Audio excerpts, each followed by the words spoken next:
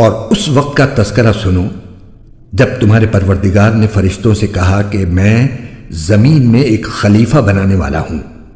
وہ کہنے لگے کیا آپ زمین میں ایسی مخلوق پیدا کریں گے جو اس میں فساد مچائے اور خون خرابہ کرے؟ حالانکہ ہم آپ کی تسبیح اور حمد و تقدیس میں لگے ہوئے ہیں۔ اللہ نے کہا میں وہ باتیں جانتا ہوں جو تم نہیں جانتے۔ اور آدم کو اللہ نے سارے نام سکھا دیے، پھر ان کو فرشتوں کے سامنے پیش کیا اور ان سے کہا اگر تم سچے ہو تو مجھے ان چیزوں کے نام تو بتلاؤ۔ وہ بول اٹھے آپ ہی کی ذات پاک ہے، جو کچھ علم آپ نے ہمیں دیا ہے اس کے سوا ہم کچھ نہیں جانتے۔ حقیقت میں علم و حکمت کے مالک تو صرف آپ ہیں۔ اللہ نے کہا آدم تم ان کو ان چیزوں کے نام بتا دو۔ چنانچہ جب اس نے ان کے نام ان کو بتا دیے تو اللہ نے فرشتوں سے کہا کیا میں نے تم سے نہیں کہا تھا کہ میں آسمانوں اور زمین کے بھید جانتا ہوں، اور جو کچھ تم ظاہر کرتے ہو اور جو کچھ تم چھپاتے ہو مجھے اس سب کا علم ہے۔ اور اس وقت کا تذکرہ سنو جب ہم نے فرشتوں سے کہا کہ آدم کو سجدہ کرو، چنانچہ سب نے سجدہ کیا سوائے ابلیس کے کہ اس نے انکار کیا اور متکبرانہ رویہ اختیار کیا اور کافروں میں شامل ہو گیا۔ اور ہم نے کہا آدم تم اور تمہاری بیوی جنت میں رہو اور اس میں سے جہاں سے چاہو جی بھر کے کھاؤ، مگر اس درخت کے پاس بھی مت جانا ورنہ تم ظالموں میں شمار ہوگے۔ پھر ہوا یہ کہ شیطان نے ان دونوں کو وہاں سے ڈگمگا دیا اور جس عیش میں وہ تھے اس سے انہیں نکال کر رہا، اور ہم نے آدم ان کی بیوی اور ابلیس سے کہا اب تم سب یہاں سے اتر جاؤ، تم ایک دوسرے کے دشمن ہوگے اور تمہارے لیے ایک مدت تک زمین میں ٹھہرنا اور کسی قدر فائدہ اٹھانا طے کر دیا گیا ہے۔ پھر آدم نے اپنے پروردگار سے توبہ کے کچھ الفاظ سیکھ لیے جن کے ذریعے انہوں نے توبہ مانگی، چنانچہ اللہ نے ان کی توبہ قبول کر لی۔ بے شک وہ بہت معاف کرنے والا بڑا مہربان ہے۔ ہم نے کہا اب تم سب یہاں سے اتر جاؤ، پھر اگر میری طرف سے کوئی ہدایت تمہیں پہنچے تو جو لوگ میری ہدایت کی پیروی کریں گے ان کو نہ کوئی خوف ہوگا اور نہ وہ کسی غم میں مبتلا ہوں گے، اور جو لوگ کفر کا ارتکاب کریں گے اور ہماری آیتوں کو جھٹلائیں گے وہ دوزخ والے لوگ ہیں جہاں وہ ہمیشہ رہیں گے۔ آیت نمبر 30 تفسیر۔ آیت نمبر 22 میں صرف اللہ تعالیٰ کی عبادت واجب ہونے کی نہایت مختصر اور سادہ مگر مضبوط دلیل یہ دی گئی تھی کہ جس نے تمہیں وہی پیدا کیا عبادت کا مستحق ہے۔ آیت نمبر 28 میں کافروں کے کفر پر تعجب کا اظہار بھی اسی بنا پر کیا گیا تھا۔ اب انسان کی پیدائش کا پورا واقعہ بیان کر کے اس دلیل کو مزید پختہ کیا جا رہا ہے۔ آیت میں خلیفہ سے مراد انسان ہے، اور اس کے خلیفہ ہونے کا مطلب یہ ہے کہ وہ زمین میں اللہ تعالیٰ کے احکام پر خود بھی عمل کرے اور اپنی طاقت کے مطابق دوسروں سے بھی عمل کروانے کی کوشش کرے۔ فرشتوں کے اس سوال کا منشا خدا نخواستہ کوئی اعتراض کرنا نہیں تھا، بلکہ وہ حیرت کر رہے تھے کہ ایک ایسی مخلوق کو پیدا کرنے میں کیا حکمت ہے جو نیکی کے ساتھ بدی کی صلاحیت بھی رکھتی ہوگی، جس کے نتیجے میں زمین پر فساد پھیلنے کا امکان ہوگا۔ مفسرین نے یہ بھی بیان کیا ہے کہ انسان سے پہلے زمین پر جنات پیدا کیا گئے تھے اور انہوں نے آپس میں لڑ کر ایک دوسرے کو ختم کر ڈالا تھا۔ فرشتوں نے سوچا کہ شاید انسان کا انجام بھی ایسا ہی ہو۔ آیت نمبر 31 تفسیر۔ ناموں سے مراد کائنات میں پائی جانے والی چیزوں کے نام، ان کی خاصیتیں اور انسان کو پیش آنے والی مختلف کیفیات کا علم ہے، مثلاً بھوک، پیاس، صحت اور بیماری وغیرہ۔ اگرچہ آدم کو ان چیزوں کی تعلیم دیتے وقت فرشتے بھی موجود تھے، لیکن چونکہ ان کی فطرت میں ان چیزوں کی پوری سمجھ نہیں تھی، اس لیے جب ان کا امتحان لیا گیا تو وہ جواب نہیں دے سکے، اور اس طرح اللہ تعالیٰ نے عملی طور پر انہیں باور کرا دیا کہ جو کام اس نئی مخلوق سے لینا مقصود ہے وہ فرشتے انجام نہیں دے سکتے۔ آیت نمبر 32 تفسیر۔ بظاہر ان الفاظ سے یہ معلوم ہوتا ہے کہ یہ نام صرف حضرت آدم کو سکھائے گئے تھے اور فرشتے اس تعلیم میں شریک نہیں تھے۔ اس صورت میں اس سے ناموں کے بارے میں پوچھنا یہ بتانے کے لیے تھا کہ تم میں وہ صلاحیت نہیں رکھی گئی جو آدم کی تخلیق سے مقصود ہے۔ دوسرا احتمال یہ بھی ہے کہ آدم کو سکھاتے وقت فرشتے موجود تھے लेकिन चूंकि उनमें उन बातों को समझने या याद रखने की सलाहियत नहीं थी, इसलिए वो इम्तिहान के वक्त जवाब नहीं दे सके। इस सूरत में उनके जवाब का हासिल ये होगा कि हमें वही इल्म हासिल हो सकता है जो आप हमें देना चाहें, और इसकी सलाहियत हमारे अंदर पैदा कर दें। आयत नंबर 34। तफसीर। फरिश्तों के सामने आदम की अजमत का अलमी मुजाहिरा और उनका इम्तिहान लेने के लिए इन्हें आदम को सजदा करने हुक्म दिया गया। ये सजदा इबादत का नहीं, तअज़ीम का सजदा था, जो बाज़ पिछली शरीयतों में जायज़ था। बाद में तअज़ीम के लिए भी अल्लाह ताला के सिवा किसी और को सजदा करने की सख्ती से मुमानत कर दी गई, ताकि शिर्क का कोई शाबा भी पैदा ना हो।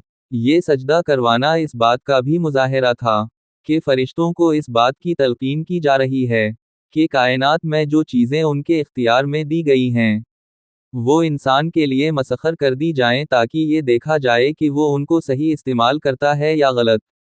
अगरचे बराह रास्त सजदे का हुक्म फरिश्तों को दिया गया था, मगर इसमें तमाम जानदार मखलूक़ात भी शामिल थीं।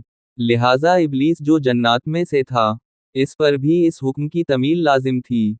लेकिन जैसा कि खुद कुरान करीम ने दूसरी जगह बयान फरमाया है, वो अल्लाह ताला से कहने लगा कि मुझे तूने आग से पैदा किया और आदम को मिट्टी से, इसलिए मैं इससे अफजल हूँ, मैं उसे क्यों सजदा करूँ। अराफ सुबह के 7:22। इस वाक़या से दो सबक मिलते हैं। एक ये कि अपने आप को बज़ात खुद दूसरों से बड़ा समझना और अपनी बड़ाई बघारना कितना बड़ा गुनाह है, और दूसरा सबक ये कि जब अल्लाह ताला की तरफ से कोई वाज़ेह हुक्म आ जाए, तो बंदे का काम ये है कि इस हुक्म को दिल व जान से बजा लाए, चाहे इसकी हिकमत और फ़ायदा समझ में आए या ना आए। आयत नंबर 35। तफसीर। ये कौन सा दरख्त था? कुरान करीम ने उसकी वजाहत नहीं फरमाई, ना इसके जानने की ज़रूरत है। इतना जान लेना काफ़ी है कि जन्नत के दरख्तों में एक दरख्त ऐसा था जिसका फल खाने से इन्हें रोक दिया गया था। बाज़ रिवायात में है कि ये गंदुम का दरख्त था, बाज़ में अंगूर का जिक्र है, मगर कोई रिवायत ऐसी नहीं जिस पर पूरा भरोसा किया जा सके। आयत नंबर 36। तफसीर। यानी शैतान ने इन्हें बहकाकर इस दरख्त का फल खाने पर आमादा कर दी, और बहाना ये बनाया कि यूं तो ये दरख्त बड़ा मुफीद है, क्योंकि इसको खाने से अबदी ज़िंदगी हासिल हो जाती है, लेकिन शुरू में आपको इसलिए मना किया गया था कि आपकी जिस्मानी कैफियत इसको बर्दाश्त ना कर सकती थी। अब चूंकि आप जन्नत के माहौल के आदी हो गए हैं और आपके कवी मजबूत हो चुके हैं, इसलिए अब वो मुमानत बाकी नहीं रही।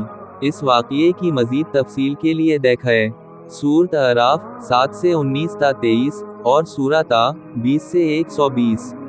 मतलब ये है कि इस वाक़या के नतीजे में आदम और उनकी अहलिया को जन्नत से और शैतान को आसमानों से नीचे ज़मीन पर उतरने का हुक्म दे दिया गया।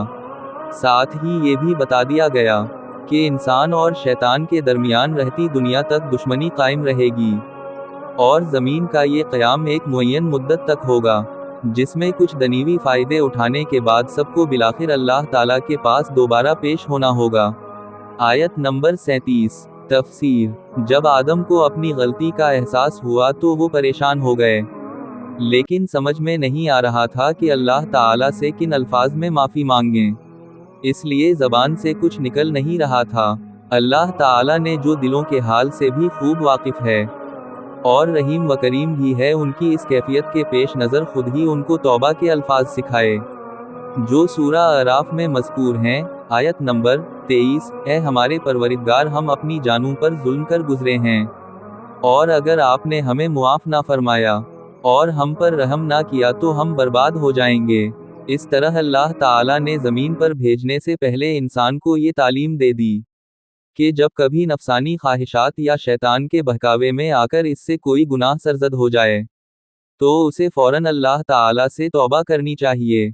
और अगरचे तौबा के लिए कोई ख़ास अल्फाज लाजमी नहीं हैं, बल्कि हर वो जुमला जिसमें अपने किए पर नदामत और आइंदा गुनाह ना करने का इरादा शामिल हो, इसके ज़रिया तौबा मुमकिन है। लेकिन चूंकि ये अल्फाज खुद अल्लाह ताला के सिखाए हुए हैं, इसलिए इन अल्फाज में तौबा करने से कबूलियत की ज़्यादा उम्मीद है। यहाँ ये बात भी समझने की है कि जैसा कि पीछे आयत 30 से वाज़ेह होता है اللہ تعالیٰ نے شروع ہی سے آدم کو زمین پر اپنا نائب بنا کر بھیجنے کے لیے پیدا فرمایا تھا، لیکن زمین پر بھیجنے سے پہلے انہیں جنت میں رکھنے اور اس کے بعد کے واقعات کا تکوینی مقصد بظاہر یہ تھا کہ ایک طرف حضرت آدم جنت کی نعمتوں کا خود تجربہ کر کے دیکھ لیں کہ ان کی اصل منزل کیا ہے، اور زمین پر پہنچنے کے بعد اس منزل کے حصول میں کس قسم کی رکاوٹیں پیش آ سکتی ہیں اور ان سے نجات پانے کا کیا طریقہ ہوگا۔ چونکہ فرشتوں کے مقابلے میں انسان کا امتیاز ہی یہ تھا کہ اس میں اچھائی اور برائی دونوں کی صلاحیت رکھی گئی تھی، اس لیے ضروری تھا کہ اسے زمین پر بھیجنے سے پہلے ایسے تجربے سے گزارا جائے۔ پیغمبر چونکہ معصوم ہوتے ہیں اور ان سے کوئی بڑا گناہ سرزد نہیں ہو سکتا، اس لیے حضرت آدم کی یہ غلطی در حقیقت اجتہادی غلطی، بونافائیڈ مسٹیک تھی، یعنی سوچ کی یہ غلطی کہ اللہ تعالیٰ کے حکم کو شیطان کے بہکانے سے ایک خاص وقت تک محدود سمجھ لیا، ورنہ اللہ تعالیٰ کی کھلی نافرمانی کا ہرگز ان سے تصور نہیں کیا جا سکتا۔ تاہم چونکہ یہ قصور بھی ایک پیغمبر کے شایان شان نہ تھا، اس لیے اسے بعض آیات میں گناہ یا حکم عدولی سے تعبیر کیا گیا ہے اور اس پر توبہ کی تلقین فرمائی گئی ہے۔ ساتھ ہی زیر نظر آیت میں یہ واضح کر دی گیا ہے کہ اللہ تعالیٰ نے ان کی توبہ قبول فرما لی، اور اس طرح اس عیسائی عقیدہ کی تردید فرما دی گئی جس کا کہنا یہ ہے کہ آدم کا یہ گناہ ہمیشہ کے لیے انسان کی سرشت میں داخل ہو گیا تھا، جس کے نتیجے میں ہر بچہ ماں کے پیٹ سے گناہگار پیدا ہوتا ہے، اور اس مشکل کے حل کے لیے اللہ تعالیٰ کو اپنا بیٹا دنیا میں بھیج کر اسے قربان کرنا پڑا تاکہ وہ ساری دنیا کے لیے کفارہ بن سکے۔ قرآن کریم نے دو ٹوک الفاظ میں اعلان فرما دیا کہ اللہ تعالیٰ نے ان کی توبہ قبول فرما لی تھی، اس لیے نہ وہ گناہ باقی رہا تھا، نہ اس کے اولاد آدم کی طرف منتقل ہونے کا سوال ہے، کیونکہ اللہ تعالیٰ کے قانون عدل میں ایک شخص کے گناہ کا بوجھ دوسرے کے سر پر نہیں ڈالا جاتا۔ قرآن کے اردو اور ہندی ترجمہ اور تفسیر کے خوبصورت ایمان افروز ویڈیوز کو دیکھنے کے لیے ہمارے چینل قرآن دین اور دنیا ایپ کو لائک، سبسکرائب اور شیئر کیجیے۔ شکریہ۔